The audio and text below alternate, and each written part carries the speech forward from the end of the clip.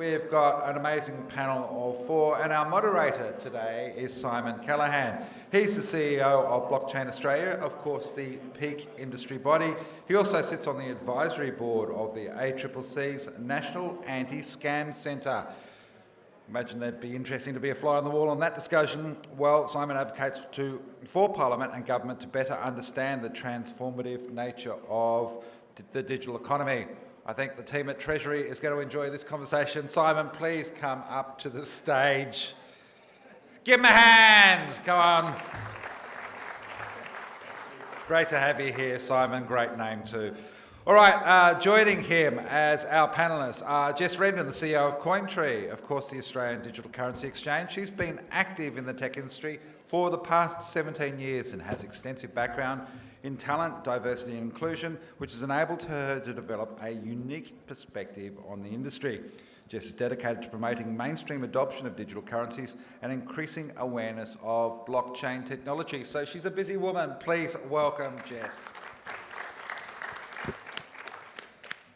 Jetta Stocks-Ramsay has a little bit of nominative determinism there in her name. She is the compliance executive at CoinSpot, a seasoned financial crime professional with experience in both public and private sectors.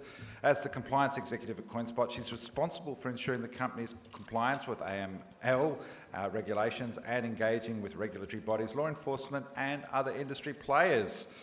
I can think of a bunch of sectors right now that could use your talents, but for now, she's working at CoinSpot in the crypto space. Prior to that, she worked as a federal prosecutor and fraud investigator at the ATO. So she's cool and dangerous. Please welcome Jetta Stocks-Ramsay. Jason Titman is the Chief Operating Officer at SwiftX. Aside from making amazing cups, thank you, I really love my Keep cup from the show bag yesterday, Jason. He's experienced in e-commerce and FinTech as a C-suite, a board member and investor across multiple companies. Passionate about bringing DeFi and TradFi together and being part of building a trusted and secure digital assets ecosystem. Please welcome Jason. And finally, from Chain Analysis, we have Amit Nambiar, who is the Advisory Solutions Architect. His roof doesn't leak, which is amazing for an architect. He is a software enthusiast, currently in the role at Chain Analysis, and is passionate about software design and architecture. He likes to research new disruptive technologies to provide elegant solutions to business problems. Welcome the very elegant Amit. Simon, over to you. Have fun. Thanks, Simon. I assume your name was Simon, right? With the compliment for the name. Sorry, I missed that earlier. I was running between rooms, unsure which one we were in. But did enjoy catching the end of Caroline and Lisa's panel there, and I also enjoyed hearing Ben Ford speak in the other room. The other Simon has given a pretty good introduction to each of us, but I thought just in case there are people, I think most people in the room will probably have an understanding of what each of the different, what our association does, but also what each of the different companies do. But if you want to just take like 30 seconds and maybe talk about what each of your companies do, maybe I'll start with you, Jess. Yeah, sure, thanks. Okay, so I'm Jess, the CEO of Cointree. We are a digital currency exchange, and like many of my peers here as well, we've been established since 2013, so amongst some of many Australia's first, buy, sell and trade crypto, yeah, I think echoing some similar sentiments to what Caroline just spoke about as well. We're not just here from just a standard, retail crypto trading platform. We are certainly looking to become a lot more immersed in the financial services ecosystem. And I guess, yeah, then a little bit about me. I feel like I'm one of the old OGs. I've nearly hit 7 years in crypto, so it feels like a long time.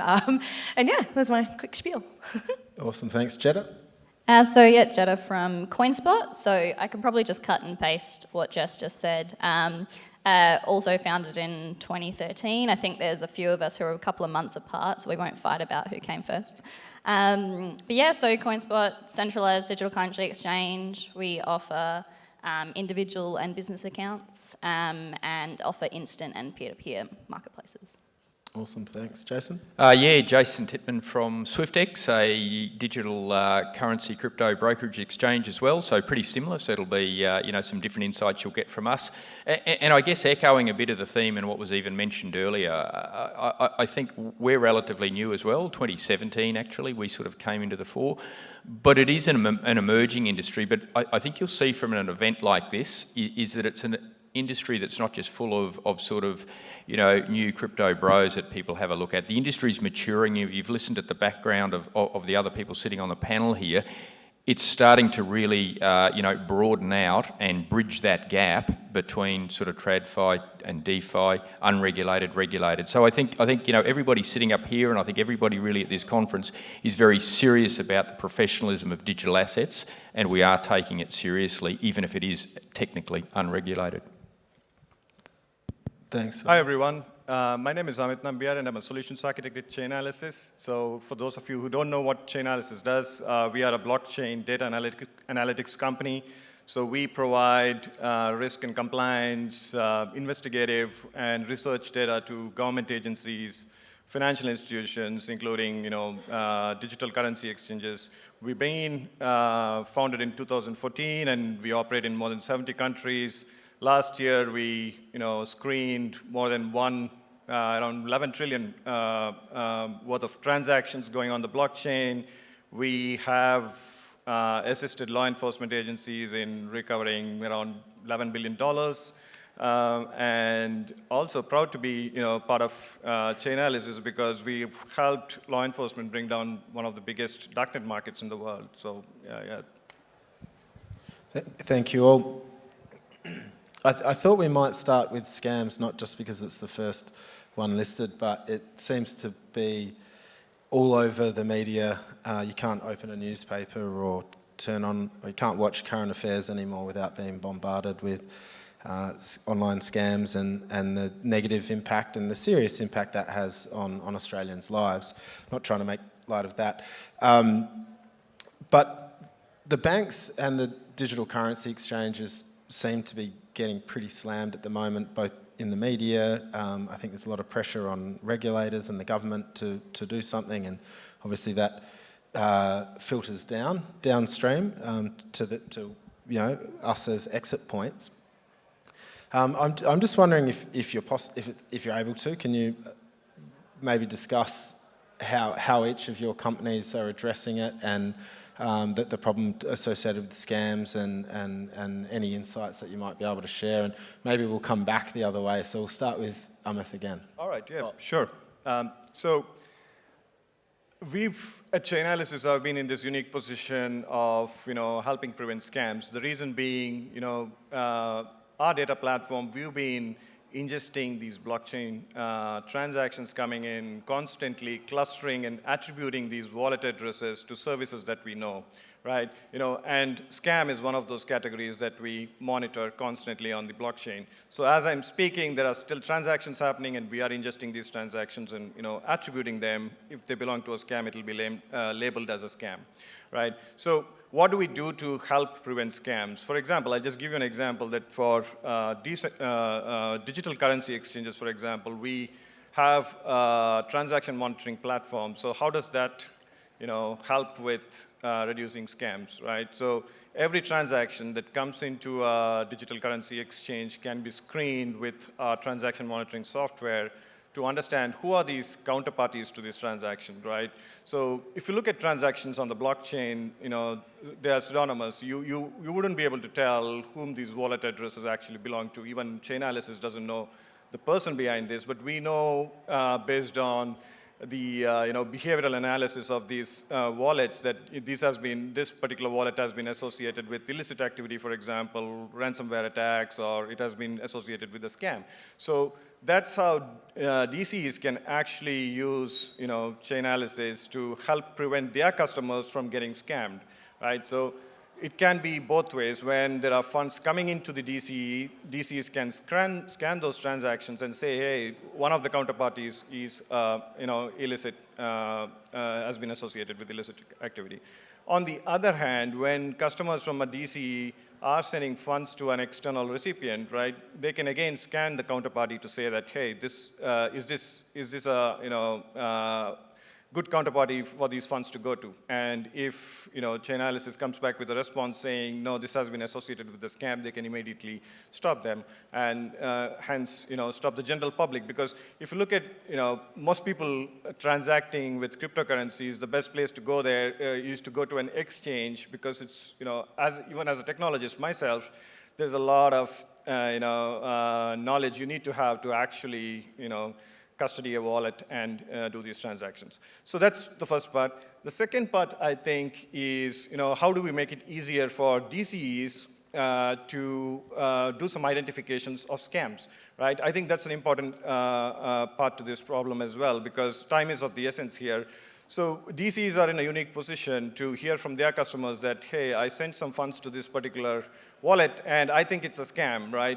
So we've made it easier for DCs to report scams to us, and thereby we can now start labeling those wallet addresses after we do our due diligence that this is a scam.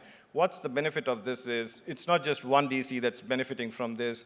DCs all over the world can now see that that particular wallet address has been attributed as a scam, and hence stop their customers from sending these funds, right? So that's the second part. And I think, finally, what we are also doing is education, helping law enforcement, regulatory bodies, exchanges, and the like to understand, what are the risks involved in with these kind of. Awesome, thank you, Amit. Jason? Yeah, listen, take it from there, and I think Amit gave a really good overview there of the granular level that this industry is looking at with scams, and it's important to probably take a step back as well.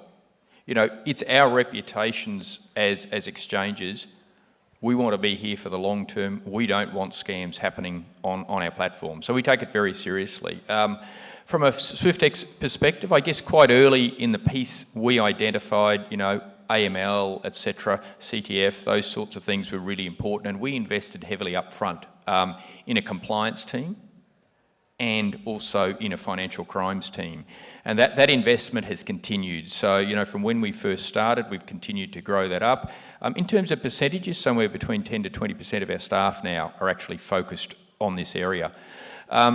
Below that level, there are a lot of plugins that we use, certainly in terms of identification, even getting into the biometric side of things, live time customer identification. We actually even have, as do other exchanges, people on the end of the phone from our side that are ringing up customers and questioning them a lot of times. What I think is important to understand too is a lot of these scams, even though the digital assets industry is getting associated, and I won't say guilty by association because they're part of it, most of them aren't actually originating on our platforms. And in fact, it's the level of controls that most exchanges, and I know that we have, are stopping many of them. What's happening though is it's the individual consumer is not well educated and are actually being tricked in most instances to giving over their personal data, their passwords, etc. So that's the big problem, and education is another component of what SwiftX has been doing. It's always been important because this is a new asset class. We've seen educating our customers particularly something that's very relevant and important, and we've actually seen a big uptick.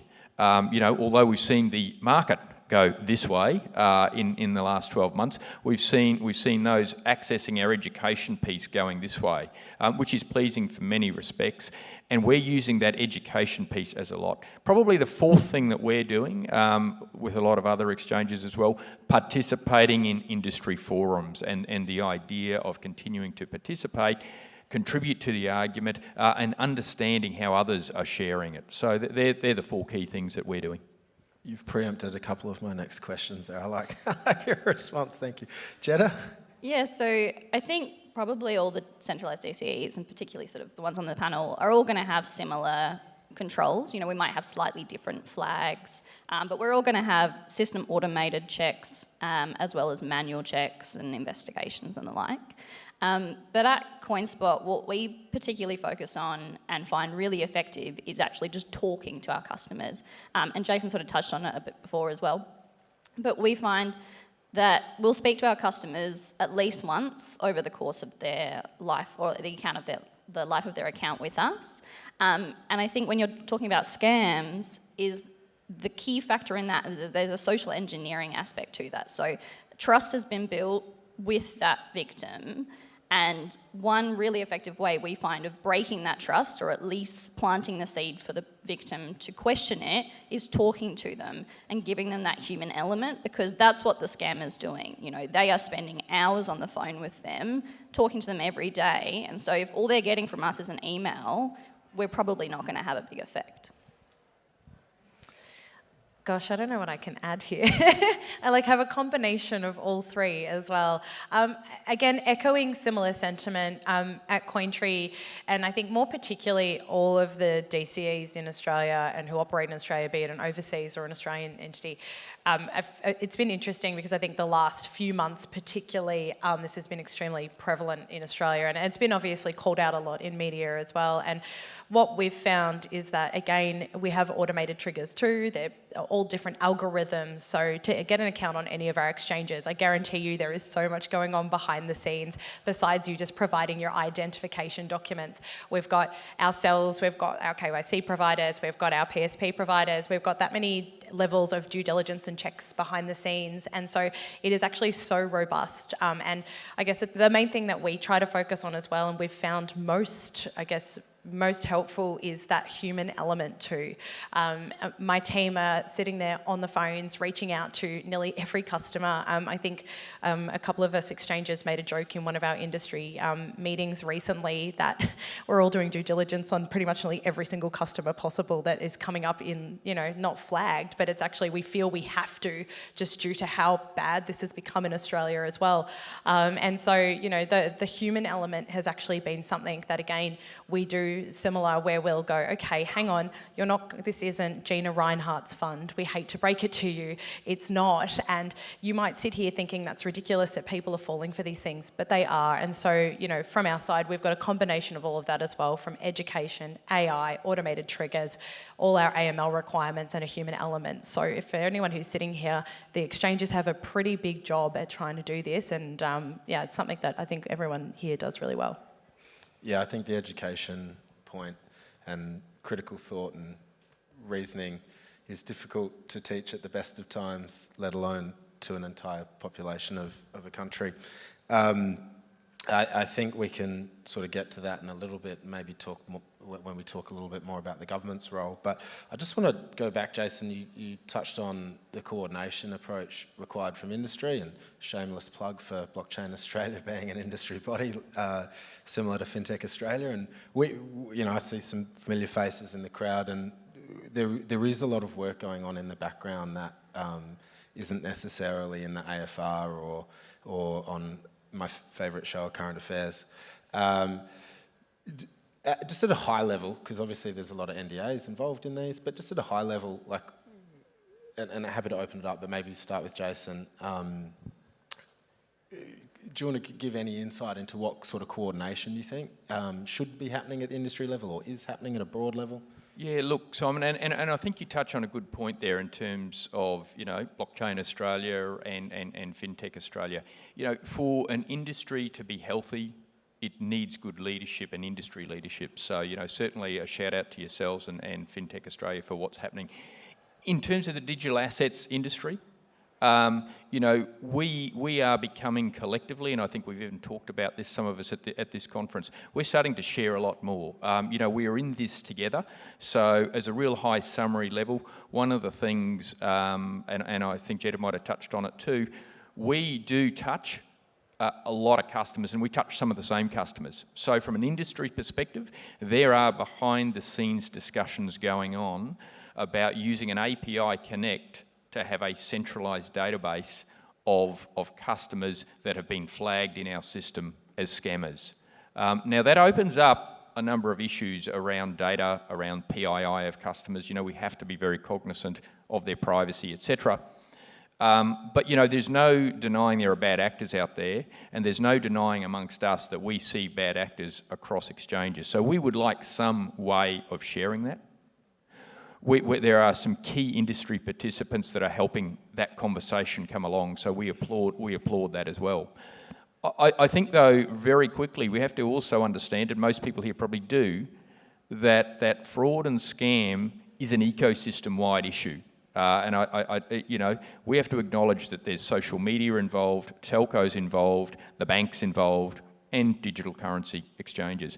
So I think the next layer that we would like to see, because this industry, I do believe, is starting to self-organise itself pretty well, we would like to see some level of an ability to share those fraudulent data sets across others in the industry. I'm understanding there's some of that done in the regulated industry. Some of those may not be and are not seeming quite as willing to share across. So I think that's an interesting area for regulators to look into as well, and what they could do to help facilitate that. But in essence, yeah, we're taking it very seriously as an industry. And that's a bit of a summary of what we're doing, but we probably need some more help to go even beyond the customer data sets that we are identifying. Yeah, and it's certainly not just an Australian problem. It's a bit of a global epidemic at the moment. But I think, the exciting thing with blockchain, particularly in technology, we actually have the technology to solve the problem. We've got so many barriers in front of us that are not technology barriers. We actually have the technology to solve this problem, and that's the exciting thing, but we've got to be allowed to get on and utilise that. Yeah, absolutely. If you're going to commit fraud, you probably wouldn't do it on an immutable ledger, you would hope. But anyhow, just going back to the education point, this isn't a scripted question, but I think it was a good one, and I might start with you, Jetta. Like we do have we've got our friends from Treasury. They've got a lot going on. I know they spoke earlier. So there is a lot happening on the regulatory front. I sit for Blockchain Australia on the National Anti-Scam Centre Advisory Board. So there is a coordinated approach. I think Minister Jones was here yesterday and speaking as well. We talked about it being an entire, like there's an upstream where the onboarding of customers happens and the actual scam occurs, so like that's social engineering. So on your Facebooks, on Meta and Facebook and Meta and Instagram, and where you can invest in Gina Rinehart's family fund, or I've heard one about Charlize Theron running out of money and needing someone to chip in. Ultimately, there probably needs to be some awareness campaign in the same way that we have awareness campaigns for online safety for children. But I think some of the data we saw at the last NASC advisory board was predominantly these scams are happening at 55 to 65. People who use the technology, like who use the internet and email and text message, but maybe don't have that native understanding of it.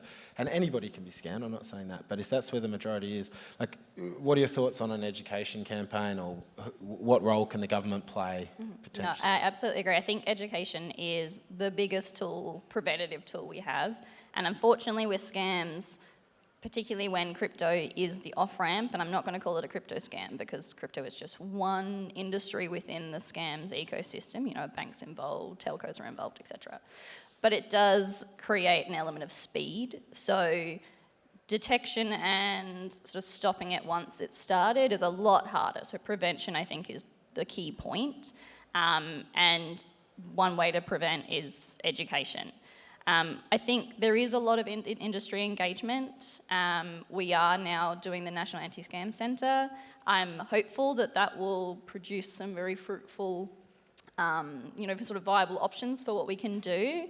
But ultimately, I think it just needs a lot of funding and sort of national campaigns, put it on as... my boss always says, put it on the 6 o'clock news, put it on the 7:30 report. Current affair, social media. Because you're right, although the sort of 50 to 60 bracket are the sort of stereotypical scam victims, everyone is getting scammed. We're seeing sort of 18 to 23-year-olds now coming through because they think they have a really good understanding of technology, but they're so embedded with it, they've grown up with it, that they trust it implicitly. So when their friend is telling them to go and invest in that, it doesn't cross their mind that their friend's account might have been hacked, for example. So I think we need to teach people across the board what a scam looks like. And it doesn't matter what type of scam it is, whether it's romance or investment or whatever it is, we need to teach people what are the key factors e.g. don't send someone money if you've never met them, even if they are your partner for the last 2 years. If you've never met them in person, second guess it, right? And you know, it's simple to us, but, you know, 3 years ago when I was working at the ATO, I'd never thought about a scam before. And now I'm in it every day and it seems obvious to me, but it wouldn't have been 3 years ago. So we need to have those conversations. And I think you need that initial trigger, and that's from sort of education campaigns. So you're saying that Charlize Theron is not in love with me? I hate to break it to you. Sorry. Yeah. I can't even remember what film she was in. But you made an important point. It's getting creepy up here. You made an important point about the importance of like language around it, and you know, I get frustrated you talk about crypto scam. There are crypto scams. There are scams that are specifically crypto, but that's not largely what we're talking about at all today. And I don't think that's what's in the media. I get very frustrated in my role when I see other heads of industry associations you know, using fairly loose language when it comes to our industry and the impact of scams. But just given the time, I might close with you. But how important do you think it is for, I guess, the banking sector and the cryptocurrency industry as a whole, or the blockchain industry as a whole, to have a, you know, shared taxonomy and clear definitions on, like, what is a scam? Yeah, I think it's incredibly important. I think, and it's not just a biased perspective, because I've seen and talked to people and scam victims directly. I think it's incredibly important that there is a level of consistency and understanding about what the scam is and how it eventuates. And I think it's been really clearly pointed out today, we're the last part of this. But I guess the problem as well here is that it's made its way all through all these other channels, and then unfortunately for the cryptocurrency industry, we are the primary point out here on it's crypto's fault. It's not crypto's fault. As Jetta said, it's an instant transaction, you know, for someone. So I guess that the speed and the timeliness of that is what is, you know, I guess helped these scammers get away with what they have. And so it's not a crypto problem. It's actually something that's affecting Australians worldwide, and it's covering so many different areas. And so it's something I'm really passionate about as well. And it frustrates me too, because again, we are all legitimate businesses here, all trying to, you know, be able to provide these types of services to customers within Australia, and some of us overseas as well. And our industry is constantly sort of badgered, saying that it's our fault and it's up to us. And I think all of you today have seen the measures we go to try and protect customers. And so it's incredibly important that taxonomy is there, because it's pointing out an area which it's just not sitting in one area. It's across the board. But again, to finish with a positive note, there are really good conversations taking place. We are a part of all these similar discussions with industry, regulators, and other businesses that are connected in a way, be it those telcos and social media platforms too. So there really are positive steps underway, but it is unbelievably frustrating when you do see, you know, I guess DCEs being pointed out as the problem, because it's just not the case. Yeah. Just want to.